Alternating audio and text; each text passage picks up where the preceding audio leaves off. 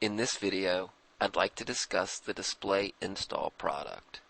The display install product is typically used when you are installing rental displays or purchase displays in trade shows.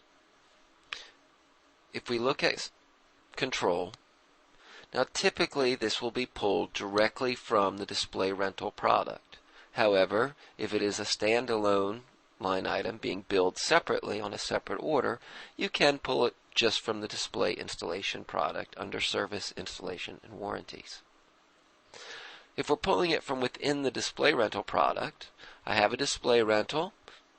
It's filled in with the appropriate information. In the bottom right, you'll see install and delivery. If we go to the install and delivery product, the first thing it wants to know is an event location. And this could be anything from the Civic Center or a specific address. There are some built-in things it can pull, such as it's actually being installed at the customer's location. If that was filled into the line item, it would already be pulled in. Or you could just type in an address. You have the event details.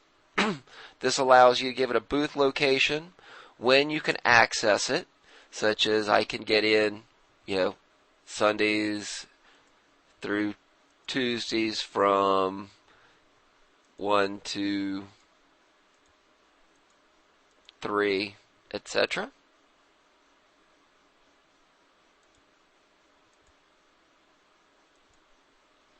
Any additional availability notes. Event calendar. Event contact. This is your contact at the event itself, not necessarily the person purchasing it, but the person you may meet at the door. Then we can go into travel. This is for any per diem or additional travel charges that you may have. Lodging, mileage, parking, fuel, airfare, car rentals, etc. The event date.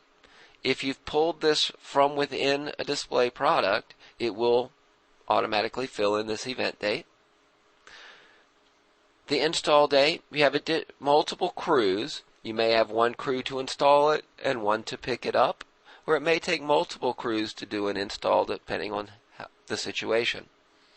So the first crew is the install date. It's defaulting from the first one. How many hours of install time? Any travel time that's required. How many techs. And then the type. And this is listed different labors. You have installation labor, service labor, and you can create additional labors for tracking. And then any equipment that you may need based off the equipment that you use.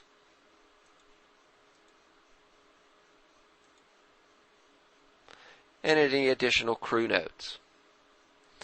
Then we can add in a separate second crew for going to pick it up at the end, or if it takes multiples. A third crew, and then outsourced would be as if you're actually not the person. There's a crew that's coming in that isn't your own. You've outsourced the electrical side, etc. You can fill in that date and their information.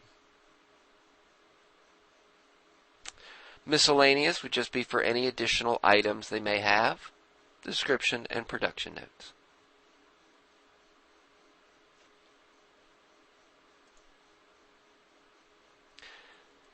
Once that's done, it is created, you'll notice, as a child of the initial display. It can be tracked separately with the information you've entered. If you have any further questions on the display products or the display installation products, please view our other videos or contact the Serious Implementation Department. Thank you.